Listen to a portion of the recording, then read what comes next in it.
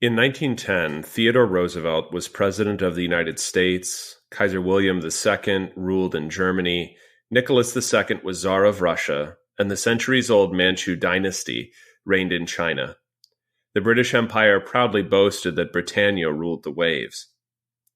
In 1910, our country consisted of only 45 states. Oklahoma, Arizona, and New Mexico had not yet been admitted to statehood. The telephone had reached the rural areas, but only in the most progressive communities. Movies had just appeared and were called Nickelodeons. Admission was 5 cents. There were no radios, televisions, or jukeboxes. The little talking machines with the famous dog listening to his master's voice were the new attraction in the village store. The Wright brothers had just begun their experiments with the flying machine. The kerosene lamp was still the chief dispenser of light in the darkness, and only the larger cities were illuminated with gas lamps. The lamplighter, on his little horse-drawn, two-wheeled cart, was a familiar spectacle in the evening hours of every city. There were no paved roads in the United States, no road maps, no road markers, and no filling stations. The first automobiles had made their appearance, but they were still a rare curiosity and the expensive luxury of the few. People traveled by horse and buggy, and the younger set on bicycles, which made it possible for them to travel as far as 5 or 6 miles from home on a Sunday afternoon. Women's dresses always reached to the ankles or below. Anything less than that would have been cause for scandal. Beauty parlors, lipstick, bobbed hair, and bathing beauties were unknown. The 10-hour working day was standard. The barn dance, quilting parties, and the 4th of July picnics were the big social events in every rural community. The small town was the center of American life, and the village store with post office attached, the gathering place for the men of leisure and the town philosophers on the long winter evenings. The ring of the blacksmith's anvil was familiar music in every hamlet. The country was prosperous and not involved in any entangling alliances with other countries. There were no wars or rumors of war, and no American soldier was stationed on foreign soil. People were not troubled in that world with fear of war or terrified by bombs and super bombs.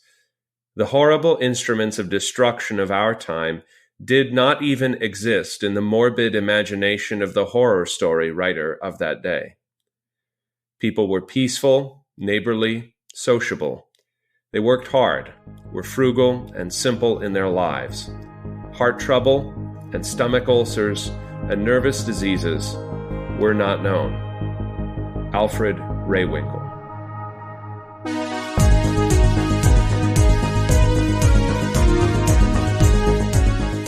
Welcome, everyone. You are listening to A Word Fitly Spoken. I'm Willie Grills here with Adam Koontz to talk about Alfred Rehwinkel. Adam, how are you? Doing great. How are you? I'm doing well. How is the weather in Fort Wayne?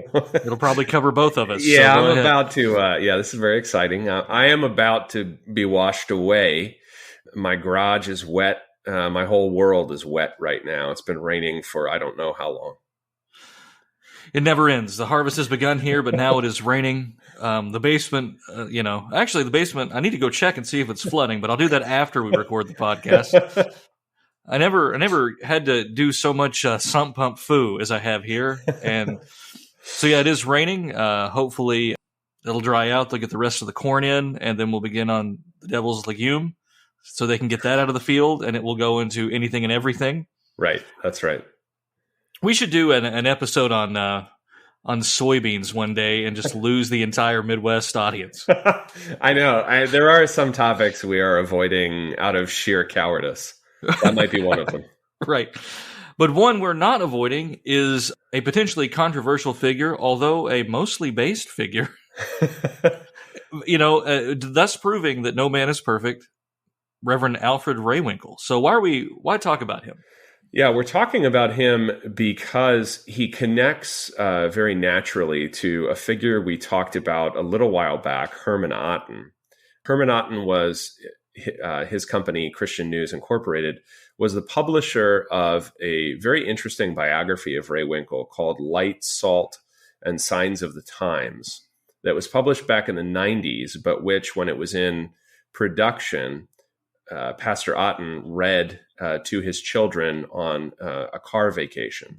So they while are driving, because that's yeah. how awesome the man was. Yeah, maybe so. But yeah, they were personally connected. I believe that Rehwinkel was on the faculty at Concordia St. Louis when Otten was a student. But Otten obviously had a deep regard for Rehwinkel. And so that's how I came to who he was. But then once you discover the things he was interested in the course of his life, it has an interest all its own. Yeah, it's a name that has perhaps been a bit forgotten, and that's what we do here at Word Fitly in some episodes. That's right. Like bringing back Big Bill Dahlman. That's right. Rehwinkel is one that you might not know the name, but if you're in any congregation of a certain age, you have a copy of The Flood tucked away in your church library somewhere. You do, yeah. It's one you always see. Yeah, and it comes out in a time when what's now called creation science is not really that big, even among Bible-believing Christians. So he's a name that is still to some extent known beyond Lutheranism. Yeah. And we'll get a little bit, more into that a little bit later in the episode. But let's talk about who he is, where he comes from, how he rises up. Yeah. His parents immigrated from Germany, and his father was a Missouri Synod pastor in northern Wisconsin. And that setting is not as maybe bucolic as people imagine, because German immigrant communities would often be divided between Lutherans and Catholics. I think people are familiar with that idea, but also between believing Christians of any kind, and then unbelievers, especially politically organized ones. So his upbringing is in a parsonage, I think maybe two different congregations, but it is fairly tumultuous in the difficulty that his father faces, not so much from the congregations as from for lack of a better word, the Marxists who are organized around the, miners and loggers and day laborers in the area, among other German immigrants. So this is, I think, foundational to Rehwinkel's politics later in his life, is that he grows up under personal threats to his father by communists. Yeah, and let's talk about that a little bit, because so this is going to be late 1800s, the Rehwinkel's born. Yeah, he's born 1887. Yep. Yeah, and almost makes it to 1980. It's a good run. He sees a lot of interesting stuff. He does. So what you have are people going around mining camps, things like that, but also, and this extends up until at least the war periods, is they're going around to even farming communities and trying to organize. Right. And if Rehwinkel's a boy, they're probably proto-wobblies, because I don't think we have official wobblies until the early 1900s, 1905, something like that. I think 1905 is their official IWW founding. That's something that we forget, how broad they are, that they're actually going out into those areas.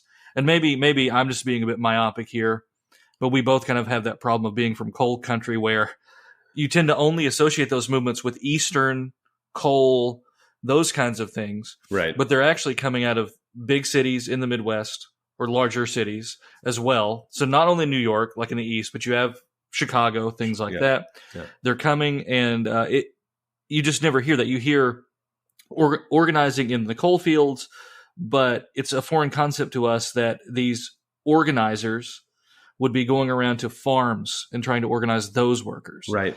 And similar. Yeah. Because they want to unite all workers. They do. Right. And so logging camps are going to be big. Right. Exactly. Where he grows up. And it's sort of like the fact that C.F.W. Walther has an entire treatise against communism and socialism that really could not have been written by a native-born American, because it's just not live in American politics in the 19th century as an option. But if you're an immigrant, or Rehwinkel is born in America, but he's living among immigrants, then communism and socialism are very live options. Right. And yeah, they're trying to organize those things among Germans, Scandinavians, etc. So Lutherans are sort of their ethnic group is sort of bringing these problems here, but for that reason, they're also better acquainted with those problems than native-born Americans. Yeah. Well, what would have been some of the problems? I mean, other than the violence that is associated with these early days, what would be some of the ethical problems outside of that? One of the big difficulties that the church has are physical threats, both to the building and to the congregation, but also to his father. So there is a story that Rehwinkel tells in his memoirs, which have not been published. I'm getting this from Ron Stelzer's book about him that Otten published, is that people saw his father walking home one night, accompanied by this very large man walking by his side, very large, very imposing. And they assumed that Pastor Rehwinkel was in great danger from this man. When they told him this, Alfred Rehwinkel's father said, "No, there was no one with me." And they said, "Are you sure? We saw him. He was huge. We all saw him." He said, "That must have been one of God's angels protecting me." And so there is a kind of a fear. I mean, it's very bucolic where Rehwinkel grows up. It's fairly sparsely populated, and the picture that you heard painted in the intro is one that's true for, he wrote that in accord with the year of his ordination, 1910, but it's true for his boyhood too, even more so. Nonetheless, the major worries that they have are opposition to religion, which is spread from convinced Marxists to other Germans who should be in a Lutheran church on a Sunday.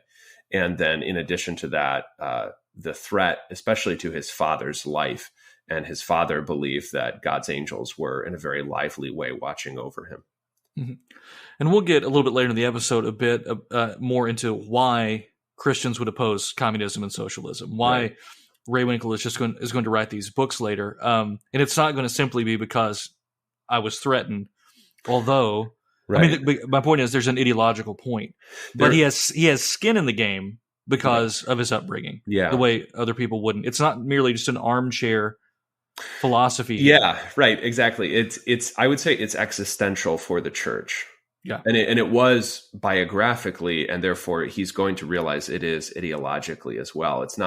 He's not sitting there, kind of reading von Mises and saying my opposition to communism is grounded on, my understanding of like the theory of value or something, Logging into his Hotmail looking for that Lou Rockwell update for the day.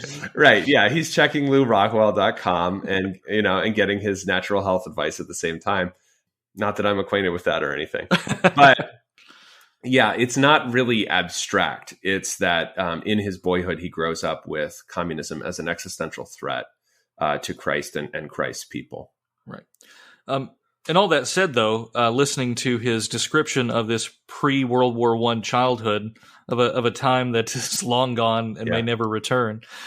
So let's pick up there then from his boyhood. Where does he go from there? Yeah, he's going to go through the system as sons of pastors pretty much always did. So that will end with seminary in St. Louis. So this is prior to the First World War. During that time, he will develop in a way that I think is going to be key for a lot of what we're going to say in this episode, which is he develops what was probably always there, which is a very independent streak of mind. And that is largely because he learns a lot about both himself and also what it means to preach the gospel to every creature, because he's on a long, irregular, what we would now call a vicarage in Wyoming. So if you think about Wyoming now, it is very sparsely populated. It's large. There aren't a lot of people there. Imagine Wyoming in, say, 1907. So that's where he goes. And vicarage at the time was not, as it is now, a normal part of being a seminarian. It was out of a need that the church had, and people would just be sort of sent off and then come back whenever. And this is a commonality in a lot of the most colorful characters in the Missouri Synod: Rehwinkel, Bertold von Schenk, Bill Dahlman. This happens when he's sent into the Ozarks for his first call. Would you say those who don't possess the rigidity of mind? Yeah, right. Something of a meme in Lutheran history. Yeah, it is. Yeah, the Missouri history. I mean, that's right. Yeah, so what the Wauwatosa guys would identify as Geistesstarre, this kind of rigidity of spirit, of mind, that it's really easy to stay sort of inside the bounds in your thinking when you are in, somewhere near the Mississippi River Valley in the Midwest. And remember that the Missouri Synod is actually a fairly urban denomination, certainly relative to a lot of other Lutheran denominations. That is, we've always had plenty of farmers, but we also had big churches in places like Detroit and Chicago and, of course, St. Louis. So there's a certain settled world in those places where... And it's bizarre to me to think that Cleveland was part of that settled world. Cleveland was a big part of that, yeah. We've come so far. That's right. And so, but once you leave that, that's going to affect your thinking. Right. And that still happens if you're in sort of the horseshoe of the U.S. around the Midwest, but not in the Midwest. Yeah, I think people misunderstand what's being said here too, because they think that we're saying, not in von Schenk's case maybe, but not in the case of Rehwinkel and Dahlman, that they're not going outside of biblical doctrine here. Right. That's not what we're talking about. Yeah. And maybe we should, I don't know. Maybe we'll step into those waters and kind of further outline that someday. Yeah. Yeah. But I mean, it's not like, oh, well, we're going to do open communion because we're in, whatever, Alabama or Oregon. Yeah. We do things different down here. That's not what we're talking about. There's a looseness of mind. What would be the opposite of a rigidity of mind? Suppleness. Suppleness. That's what I was going to say. Yeah. Right. Because what happens on this, I mean, he's essentially turns into a sort of spiritual cowboy. He has to ride around and find people and gather them. And he'll gather them into barns. He'll gather them into saloons. He'll gather them into schools and post offices. And that's how he has to sort of start or keep churches going. And that's what he's doing. And this is really all working basically through preaching and personal acquaintance, because he's a vicar, so he's not doing communion. Right. We know that, right? So we're not talking about like heterodox practice. We're saying like what changes is one's mind when you get outside the bounds of anything that anyone who was an authority beforehand, say back in St. Louis, told you was the case. And you realize they haven't had to ride around. Right. Like I did. Franz Pieper never did this. Yeah. He doesn't need to know how to talk to real people, regular people. Right. Yeah. And so it's his life has actually changed when he's riding around, because at one point there's like a big storm, and stop me if you've heard this before. Yeah, there's a big storm, but it's not in cornland. So there's a big storm, and his horse kind of is startled and pitches on top of him and pins him between barbed wire and the horse. And so the barbed wire enters his leg. And this is where he begins to hate modernism. Right. Because it invented barbed wire. Right. It tamed the prairie. That's right. Go on. And so the barbed wire enters his leg. So he gets the horse off him, extricates himself from the barbed wire, but has this, enormous gash in his leg, very deep. He rides and finds the only doctor available, who is a woman doctor taking care of her orphaned, I think, nieces, 2 of them. This is Dr. Bessie Effner, who is a Methodist, and they will get to know each other as he recuperates for, I think, about a month near her offices in the closest town. I can't recall which town in Wyoming it is, but at the end of this, he will promise to keep writing her when he goes back to St. Louis. And upon his graduation from the seminary, he will marry her. It's actually the most romantic Lutheran story ever. They try to gaslight you at the synodical museums with Walther's love letters, but trust me, this is much better. Well, and I mean, if you want to look at sort of the psychological dynamics here, he does not indicate overwhelming interest, and she becomes frustrated at his apparent lack of interest. That's what we call game. Yeah, right, exactly. So that's how it went. And so by 1910, he's going to be married shortly. He's ordained. And because of his experience in Wyoming, he is sent to something that is still part of the Lutheran Church Missouri Synod in 1910, which is Alberta, which is sort of Canada's version of the frontier. And there he will have to deal with all different kinds of people, but the work will largely be the same. He'll be based out of Edmonton, but he's traveling constantly. His house in Edmonton, their house, is now a historic site, actually. I don't know. I don't think I'll ever be allowed to go to Canada again, but but if I did, that's what I would go see, Banff National Park and the Rehwinkel Parsonage. But that's what he's going to do for the next roughly 20 years. In the course of that time, he's going to get into some studies we'll talk about in the next segment, but he's going to do a ton of things. Start and keep a bunch of churches going. He's going to found what becomes Concordia Edmonton, which has now been secularized, sadly, but was simply another place to prepare church workers to be sent off to St. Louis for seminary. He does an enormous amount. He's an extremely energetic man. He's also an advocate, really, for German-speaking Lutherans, because at the time of the First World War, it becomes extremely difficult for him to even keep his churches open because they're under suspicion of being subversive. So there's really way too much that he did just in the time before he came back to the U.S., was a college president, then a seminary professor.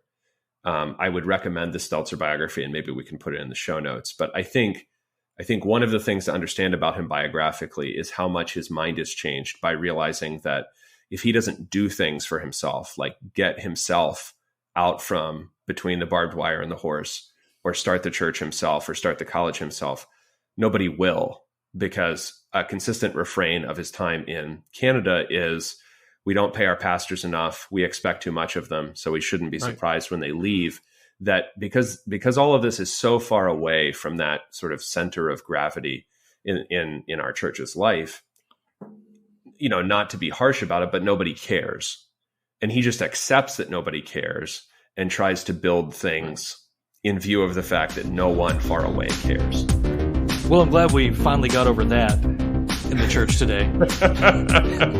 We're going to talk a little bit more about his life after the break, and then get into more of his apologetic method too, right after the break here on A Word Fitly Spoke.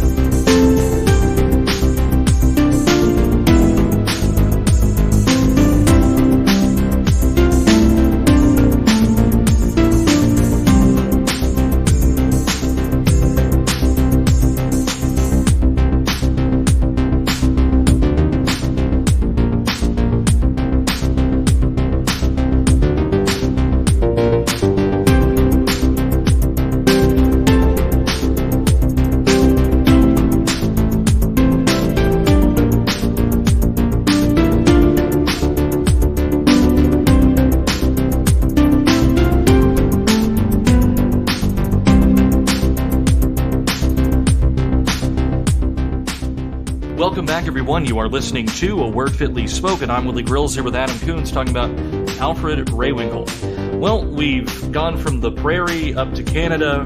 Eventually, he's going to head back to the Promised Land and be a professor at Concordia St. Louis. And it's a very interesting time in America and a very interesting time for Professor Rehwinkel here. So let's talk a bit about him in St. Louis. Yeah, because he gets there during the 1930s, and his time there is, especially the first roughly 20 years, because he'll retire from St. Louis in the early 1970s, roughly. So he's there for a long time. But his early time there is during a period when there are a lot of new faculty members, including Walter Meyer, also Richard Kemmerer. And the seminary is beginning to change in certain discernible ways on certain issues. One of the ways in which it's very traditional is that the vast majority of the faculty has little to no engagement with the press, the hustle and bustle of everyday life. They're going to, they still occupy a very traditional position in a Germanic education system at the top. They're still editing almost every single word published by the Missouri Synod officially. They were the editors of everything, doctrinal review for everything.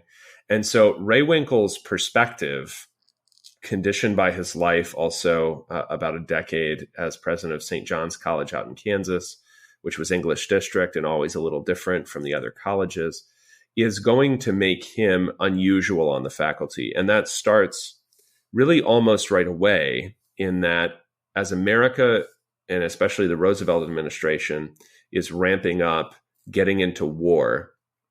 And you can go check out the book, which is free online, Perpetual War for Perpetual Peace, written just after the Second World War, and see that track that led up to the war. So people can see that at least the administration wants to get into another world war. The American people do not. And there is an organization that was, for a brief time, enormous, politically enormous, called the America First Committee, whose public figurehead was Charles Lindbergh, the aviator. There are 2 faculty members at Concordia St. Louis active in the St. Louis chapter. One of them, Walter Meyer, will not give public speeches because he's worried about being both the speaker of the Lutheran Hour and publicly known for having a very definite political position. Which is interesting, because this is pre-Johnson Amendment. So he's actually doing it more out of principle than out of fear of losing something. Yeah. It's not an IRS is going to come get you type of thing. Right. Yeah.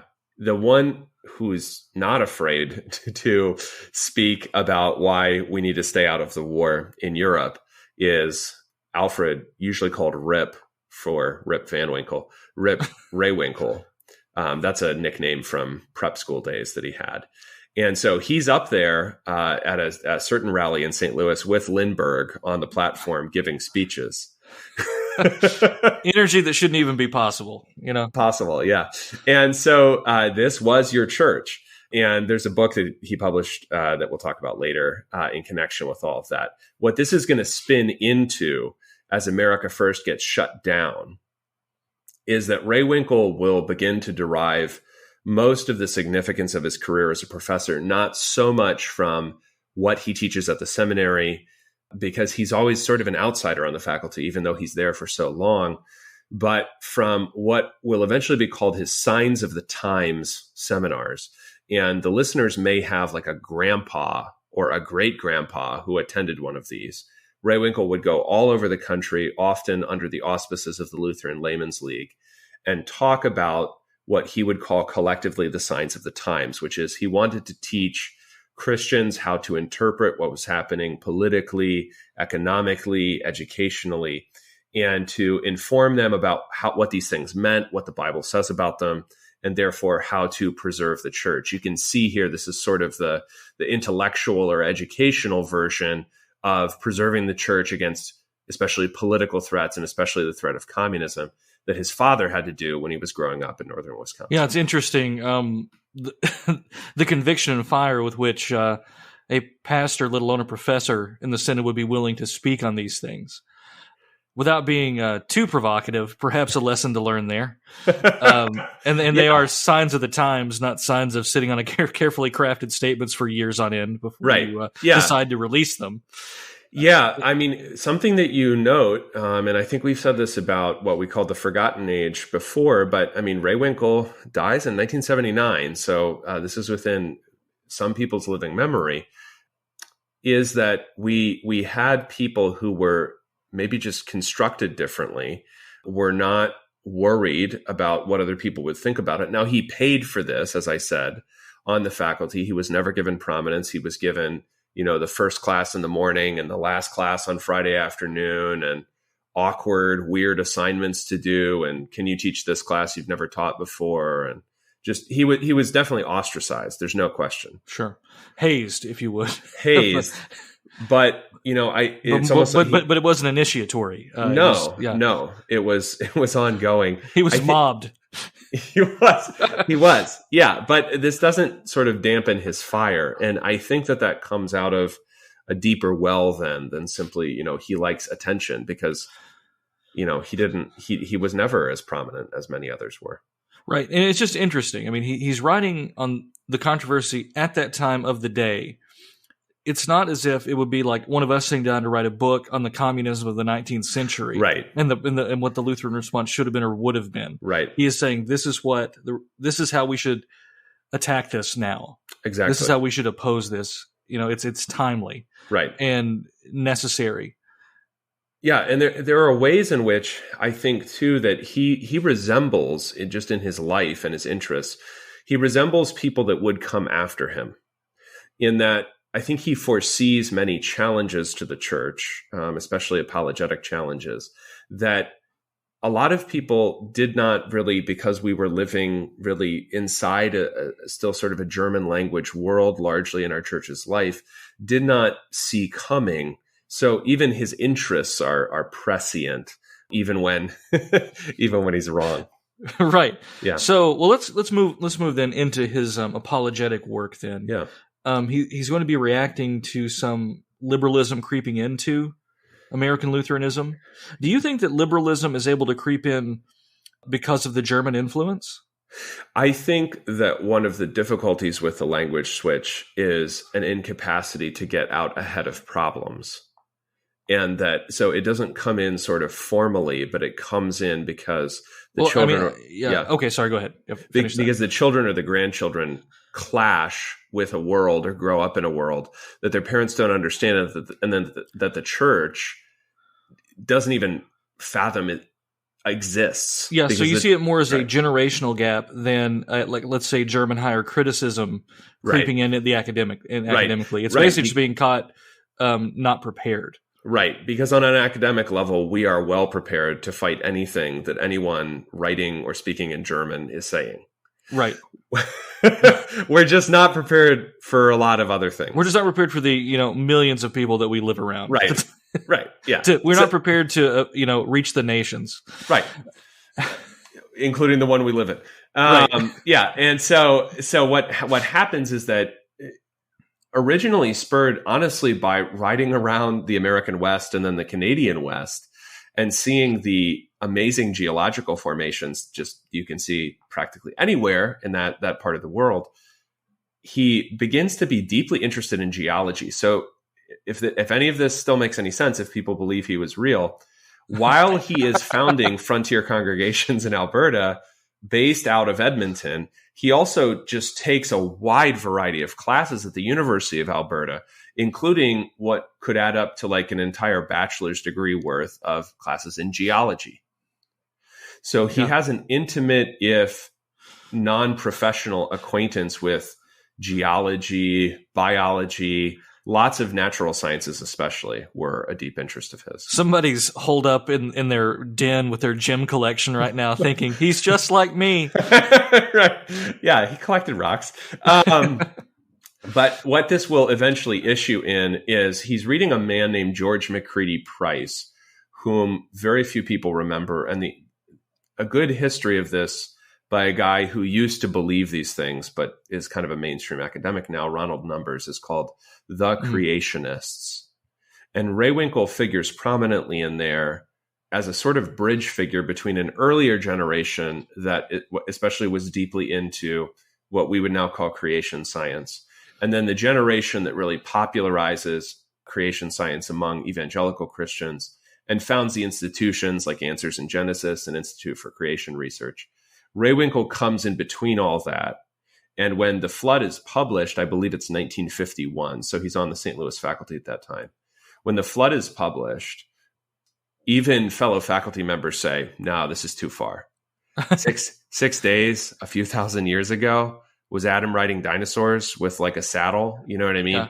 But you can see in The Flood both his deep acquaintance with natural science, but also his utter conviction that the Bible is true, not only regarding the doctrine of Christ. And to be fair, he follows a chronology similar to Luther or Melanchthon. He does, yeah. And they both have their own dates, and they line up close enough to that. I mean, the roughly 6,000 year approach. Right. And so that's, when he writes that book, I mean, it could be that you could say, okay, well, your average person in the Missouri Synod believes this, but even some of his fellow faculty members didn't really believe it.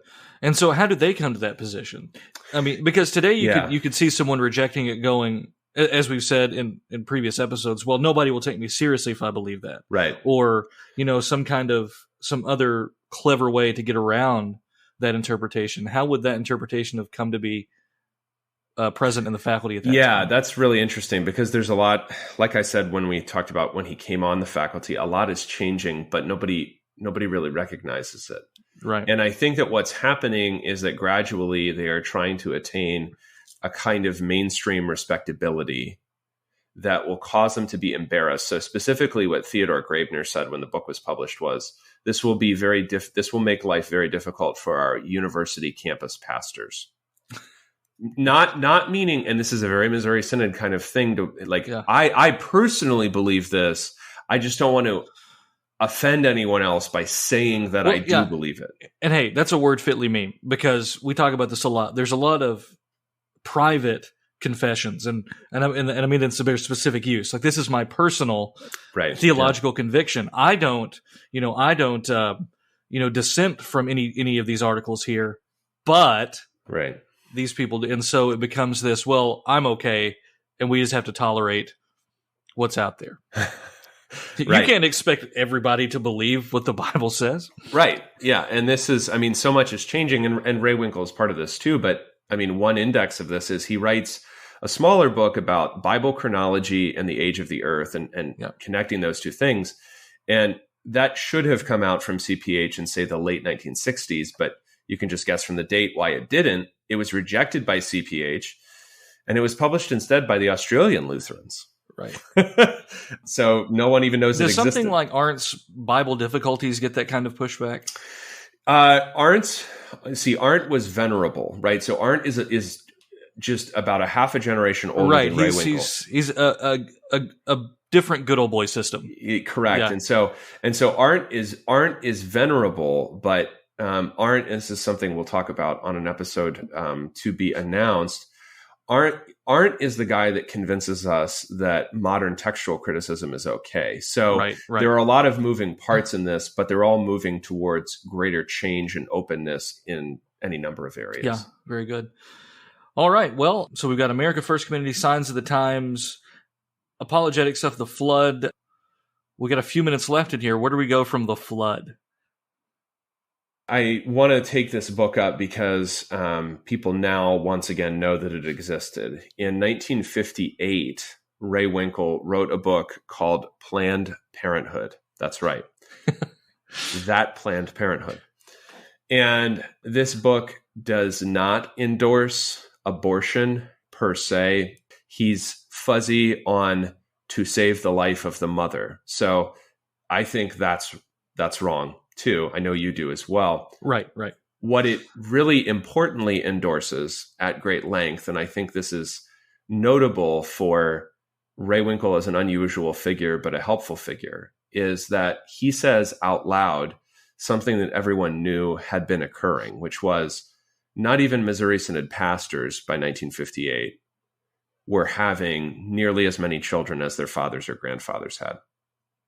Everybody knew that. So when Walter Meyer writes about birth control as paganism and for better, not for worse in the early 1930s, understand that people disagree with that. That wasn't just a given when he wrote that. Yeah, so this is going to be the most controversial one for a lot of people, and this is probably the reason why, if they recognize the name, they might be waiting for this point. Right. The issue of birth control in Christianity is an interesting one. One I don't want to do a whole episode on because I'm a prude. But it's not as if. So here's what happens. If we do a Cliff's Notes version, it's like, well, no Protestant endorsed this in the main, which is true. No Protestant endorsed birth control until the Anglicans at the Lambeth Conference, 1930. But it's not as if everybody said, "Oh, Anglicans did it, so we can now." The point is that Rehwinkel's saying this is what's more or less been practiced. Right. Now, not necessarily artificial birth control, depending on how you want to use that term, but some form of contraception has been practiced. Right. Right. And he's making an argument, and you will find the frame of this argument very familiar, probably, is that because Scripture does not explicitly condemn contraception, right? So without a specific divine injunction, everybody becomes regulative principle. Yep. When it's something that they do. That's right. Yeah. So it doesn't say that I'm allowed to sing hymns. So, I can't sing hymns. So that's the idea, is there's no divine injunction against these things. Therefore, this is up to Christian prudence. And, people will attribute this to his wife, who was raised Methodist and all this kind of thing. And I'm sure that has some influence on him, but the man certainly is possessed of an independent mind. I think what is interesting about it is that he says aloud in 1958 what we were actually doing. It's just that no one else acknowledged this. And if you look at something besides Walter Mayer's book or Rehwinkel's book on the topic by Missouri Synod Lutherans, you won't find it. And that's an interesting historical debate. Is it kept in the dark because we just didn't talk about those things, or is it kept in the dark because it's something that they'd rather not have revealed? Because there still is this general public theology idea of you should be open. God opens and closes the womb, right? And yet the life doesn't bear that out, right? Right. Yeah, I think that silence permits ambiguity, and ambiguity permits not having to make a clear public statement on it. And it's a very slippery slope to be like, well, the Bible doesn't specifically address this, and we've seen that down to today. Yeah. What you can do with that kind of approach to the Scripture, right? And you could. I mean, of course, the Bible sort of does deal with this, though. I mean, Even you said it earlier. You said God opens and closes the womb. Those are that's the way the Bible talks about. And to me, that's the text. It's not Onan, right? That's where everybody jumps to Onan, but that's a whole other story, and that's an After Dark episode. But it is, yeah. But I think God opening and closing the womb, the verses talking about the blessing of children, quiverful, that sort of thing. Those are your proof texts, right? If you can't see what God is expecting here, right, and what a blessing means, right, and so but again, this is one of these issues where every time we talk about it, there's so many what ifs. Well, what if they have this condition, or what if somebody can't conceive, or what if somebody can't? Right. Okay, we'll deal with those, but in the main, the Scripture is very clear. Right. Yeah. And I think the passing away of that is something that Rehwinkel is really only unique in stating. Yeah, but the problem is he gets the blame for that, because he's the first one brave enough to put pen to paper, right, and to say this is what we've all been doing. Right. He becomes the demon. Yeah, that's correct. And perhaps not fair. So what we're saying is, on this subject, you're going to want to go to Wham. You are, yeah, for sure. But Rehwinkel will explain to you why, if the parsonage was built in the 1950s or after, there are so few bedrooms. Yeah. But if your parsonage was built in 1918, you've probably got 6 or 7. So right. Yeah. And before Rehwinkel, you kind of had to read between the lines there. Right. Exactly. Right. Well, all right. Well, we're going to take our next break. We're going to talk about his politics right after this.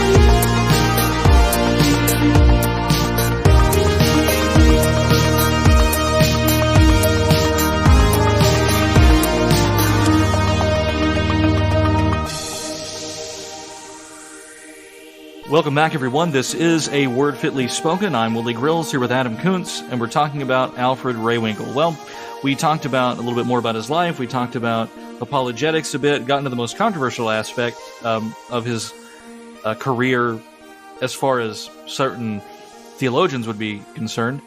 And now we're going to talk a bit about his politics. Tell me a bit about the world today.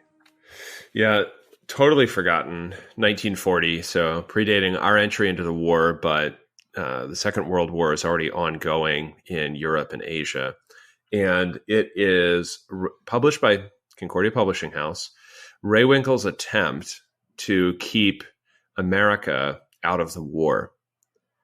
He was doing that assiduously through the America First Committee, but this is his attempt to consolidate Lutheran opinion. And my guess, just based on the enormous percentages of Americans that didn't want to go into World War II, is that like the rest of the Midwest, largely in the Great Plains areas, probably Missouri Synod Lutherans didn't want to go into the Second World War either. Could you imagine if they had Twitter and you've got Rehwinkel and Lindbergh up there saying we shouldn't go to Germany? Yeah. I mean, that's what they said. And the world today is interesting because, like a lot of things published in the 1930s and the very early 40s in the U.S. at least, you enter a completely different universe. They do not believe that Hitler is the worst person that ever lived. They believe that this is an attempt by international bankers and military elites to continue the destruction and self-enrichment that they engaged in the First World War. Imagine being so incredibly right.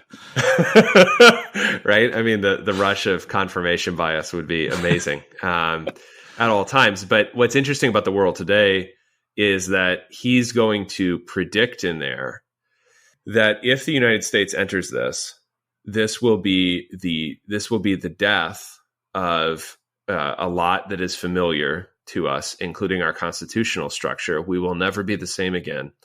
And we will get richer, but it will destroy us spiritually. Right. Something that, I think you can see Wham saying the same thing on the radio at about the same time. Right. And I mean, something not really in the distant past, but something very foreign to us today. And only in the last several years have we begun to see voices among confessional Lutheranism talking like this. Right. To say don't be warmongers. Let's look at these vast financial apparatuses and entities and what they're trying to do, and how it's all interconnected. And it's good to see young guys stepping up, seeing these things and speaking about them. Right. And even if they have to hide behind anonymous accounts, which is we're on record supporting 100%. Just like the founding fathers, man. Yeah, use your anons. We're on your side. Yeah, we are on your side, and we're not feds. We promise. We promise. We don't glow. I'm just very pale. But I think I don't glow. That's right. Rehwinkel is picking up on something that has a venerable American tradition, which is opposition to something, the phrase from Washington's farewell address, but it was in the intro as well in his own writing, which is entangling alliances, that it's just fundamentally bad for America to be engaged in overseas wars. In addition to that, he does something that I don't know if we said this in these words with Wham, but I realized was a commonality between the two of them, is that they take the images, the words, and the methods of the Old Testament prophets and apply those ways of speaking to the present day. Mm-hmm. So a part of the Bible that I think a lot of Christians don't know a lot about, or maybe anything about, so not only your major prophets, but also the 12, the minor prophets, they're going to take those ways of analyzing. So if I see this happening, this is a judgment of God. If I see this happening, this is a blessing of God. Right. They believe in a living God. They're not deists. And many today are functional deists. Right. And so that's something that you'll see throughout Rehwinkel if you pick up his books. But World Today and 1948's Communism in the Church, which we'll talk about in a second, those both they have all these stats and facts and all this kind of stuff. And they take that and then they analyze it in biblical terms. So what does it mean that we're getting so much richer, but we have almost no children? Right. And this is wholly different from a dispensationalist chart. Right. Trying to track the day of the Lord's return or something like that. This is men reading the scriptures, understanding them, knowing that God is living and active, and that God is blessing and judging nations. Right. And the only way you know what a blessed nation and a judged nation looks like is by going to the scripture and seeing. Right. Yeah. And a very powerful lesson for us to learn today. I mean, yeah. How can a call to repentance be issued if I just treat almost the entirety of your life outside maybe church attendance Right. as indifferent? Like the fact that you bought this car and you have these countertops and the church of God is falling in and we can't start any new churches, but you have everything you want to satisfy your bodily comforts. It's like, we just don't even touch this stuff. He's willing to do that, and he does it collectively and nationally as well as personally, the way Wham did on the radio.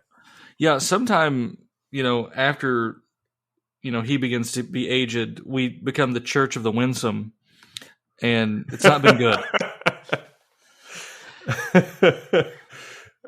Well, and it's just like everybody wants a Luther. Everybody says, "I wish Luther was here." No, you don't. You would kick Luther out of your church faster than Pastor or whoever. Yeah. Okay, you would run him out because you say you want Luther, you do not want Luther. I mean, Luther, okay, I mean, full disclosure, whatever the job I have, I have often thought Luther never would have been certified for placement. Never. No, he would be ran out as a crazy person. Crazy man. And we would have a totally different church name. I don't know what it would be, but it wouldn't be that. Right. Because we have enough of Luther recorded to know that he wouldn't have passed Hom 1. Martin, I don't know if I would say that. You don't know what those people out there are going through. Yes, he did. Yeah. He did. And this is what he said. This is what he said. Right. Exactly. Yeah. Yeah. Everybody wants to be Luther on Reformation Day, but not. Right. Everybody wants to put the academic hat on and the Geneva gown for one day. Right. And then, go back to Saddleback the next day or something. That's right. Yeah. Saddleback and clericals. Right. Man, I feel that's even kind of an old reference now. Well, we're old men. We're old men, especially in the internet age. We're basically ancient. They're going to put us on cattle cars soon, and then you know what? We had it coming. That's right. So speaking of Christians being put on cattle cars, his communism in the church, which you might actually be able to find. I mean, maybe. It's a tricky one to find. It should be easier to find than it is, but probably on Abe Books you can still find people. Like Lutherans buy too many books because out of print Lutheran books the prices are radically inflated beyond what they should be. Someone's trying to keep them from us. That's right. The AI demons are buying up all the good books. It's correct. Yeah. 1948. So right after Second World War. So he doesn't say, "Sorry guys, I was wrong. Actually, that was a good war." What he says is that in our country, 1948. So this is, I think Alger Hiss is still a respectable federal prosecutor at this time. The Rosenbergs have not been caught. The Soviets don't even have a very large or publicly known nuclear weapon. 1948, he says, Operation Paperclip's going well. Operation Paperclip. He says, what is coming about as a result of the Second World War is the spread of international communism, also in the United States. Now, this was something that he thought would happen in 1940. Yep. He talks about it a little bit at the end of The World Today. But what he's saying is this is coming, and the reason that you need to care about it, also published by Concordia Publishing House, is because this represents an existential threat to our civilization and especially to our church. If we don't oppose it publicly and politically, this will destroy us. Right. He's very George Patton this way, except they didn't get to it. Except they didn't get to him like they did George Patton and others. Right. The smart guys knew this. I mean, people forget that we allied with the Soviets, and we made them quite powerful with our Lend-Lease program during the war. Right. That perhaps they would have fallen earlier if not for that. Maybe I'm exaggerating the importance of Lend-Lease, but they are definitely. I mean, they lose a lot of people in the war, but they are put in a position to last a bit longer. Right. Oh, no question. And I mean, the fact that they had a manufacturing base is as a result of American corporate investment. Yeah, and this is what I'm saying. Yeah, so we've got Lend-Lease where we literally send supplies. We send supplies even to build factories. I don't know how that's Lend, but whatever. And then we allow investments in there, right? Because we forget that the Soviet Union is not Reagan's America; it's Roosevelt's America. That's where they're growing and becoming strong, right? at least in that period. And they are the enemy. And it's not as if, oh, okay, we got Hitler, so these are the bad guys now. Mm-hmm. They were still the bad guys in World War II, and they were the bad guys before World War II. They were the bad guys from 1918 and before.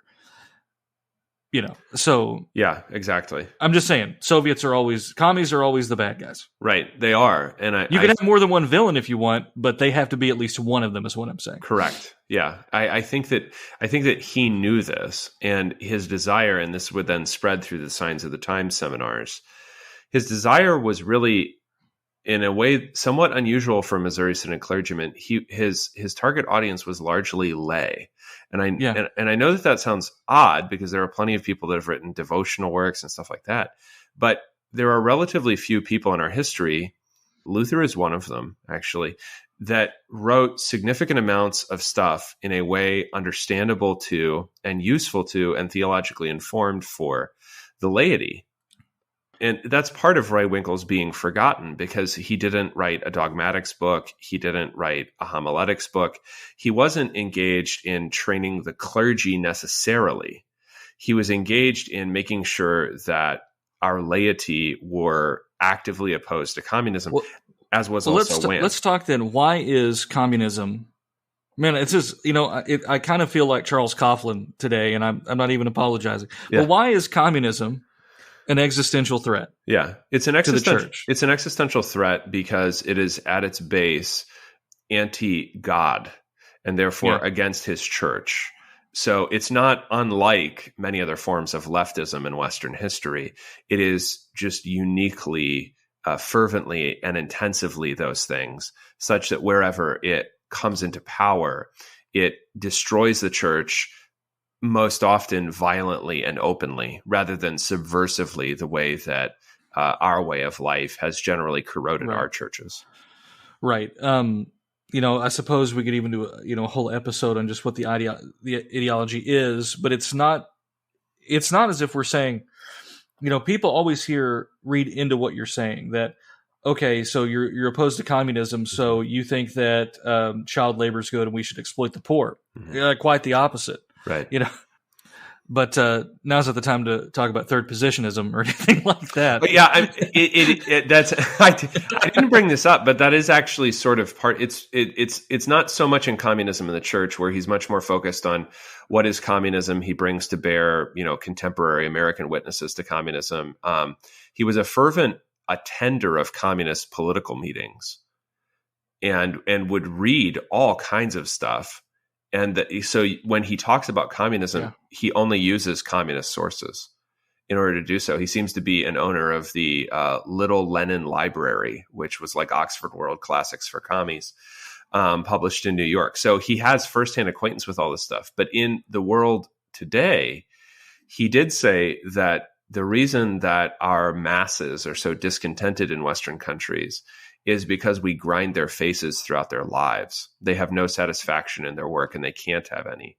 And so he was edging toward what, would now be called, at least on the internet, a third position. Right. Yeah. But, there's a place to talk about that too. And I think that's an important distinction to make, however, that, going against communism and calling it the evil that is not necessarily endorsing anything else. Right. I mean, excuse me, I want to be clear here. It's not endorsing the opposite pendulum swing. Right, exactly. In toto. So, but I don't want to talk about Walmart. Yeah, but I mean, he's very clear in both books, really, that, if the working man has a sense that the church doesn't care about him, then don't be surprised when he becomes vehemently antagonistic to it. Because you, pastor, did not show that you cared about anything except your salary and the men who largely pay for it. Well, there's Rehwinkel being human again. Yeah, very human. Yeah, but again, that is a position that it's hard to reach just from a library. It's one that you reach by being around people and being able to see things for what they are. It takes a certain measure of discernment, right? To be able to do that, right? Yeah, I think that wisdom, or salt and light, those are qualities that require way more experience than reading. So the guy read seemingly everything, seemingly all the time, but he also was famously able to relate well to all different kinds of people. I think maybe least well was he able to relate to his fellow faculty members, but he could relate really well to a wide range of others. Right. And, what's more important, right? Yeah, right. Yeah, right. I mean, that's the gift that Wham has too. Yeah, and, no question. There is a bit of jealousy toward Wham on the faculty at the time, arguably. Yeah. Is the same thing true of Rehwinkel, or no? Or is he too dismissed. Niche? He's okay. Dismissed. There you go. Yeah. He's dismissed as irrelevant, and they let him travel a lot.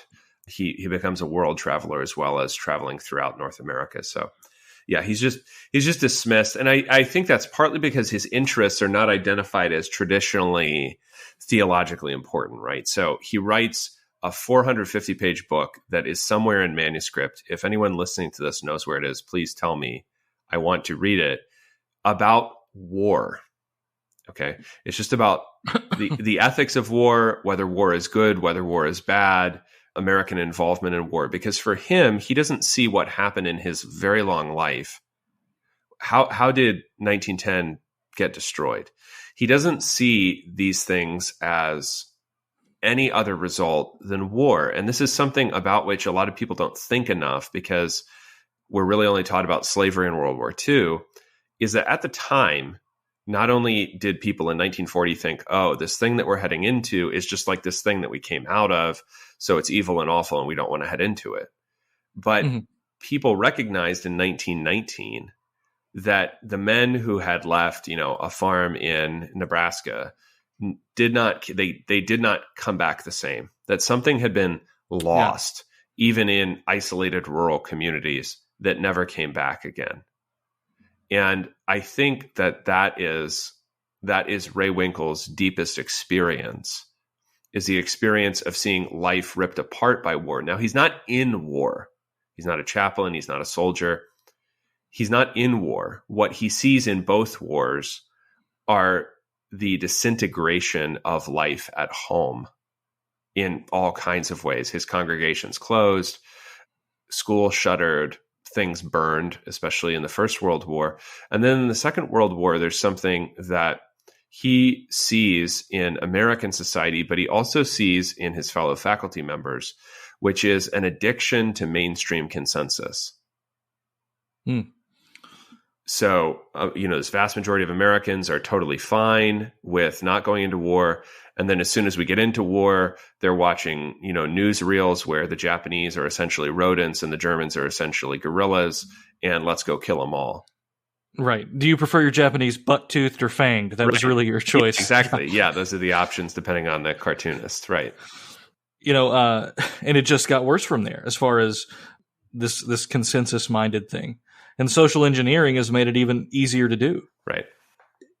So a couple takeaways here, probably. One, that there was a time where some big movers and shakers kind of destroyed the quietist position within the Synod. Second, that going back and reading men like Wham and Rehwinkel is actually quite valuable for our current situation. Right. So we're almost at time. Any final words here on Rip? Yeah. His life gets rather bitter towards the end. The biography is produced through interviews when Ron Stelzer is a pretty young man. If he's not retired now, he's almost retired on a Long Island. And Rehwinkel is a wonderful speaker. He was acknowledged by everyone to be a fantastic preacher at very great length. He really has a way with words. So his writing is always interesting and lively. But I think something to realize is that the consensus that he saw get America into two wars, in that way that people just go along with what someone is announcing is good or right or true or whatever, is something that he sees happening inside his church by the time that he is nearing retirement and then at the end of the 70s, death. And that is that his church has changed greatly in its attachment to the Word of God, or by that time, its detachment from the Bible as the Word of God. And he sees things getting dark. There's a very poignant comment that he made to Stelzer in the interviews that produced the biography when he said that my father and I never, ever dealt with a case of divorce. We never had that in the church. People had problems and they brought them to the pastor and they fixed their problems and they stayed married. Neither he nor his father. This is the 1870s down to his active pastorate through the late 1920s. We never had a divorce. He said now everyone is getting divorced and the church is approving of it. So there's a lot of sadness that I see over his lifetime. And that's because I think he saw a lot of things go away. I mean, something that makes me hopeful is that a lot of these things, like you said earlier, are being rediscovered and renovated, whether a position on birth control or a position on, war and international war, whatever the case might be. Revisiting these things gives me a hope that I don't think Rehwinkel had for his church or for his country when he died in 1979. Well, very good, Adam. Thank you for your time. Always a pleasure. We'll be back soon. It's October, so we're going to have some fun stuff coming up here this month. I'm sure. Looking forward to it. Yeah, all right. This has been A Word Fitly Spoken. If you like what you heard and want to know more, check us out, wordfitlyspoken.org, facebook.com/wordfitly, or Twitter @wordfitly. I'm Willie Grills here with Adam Koontz. God love you, and God bless.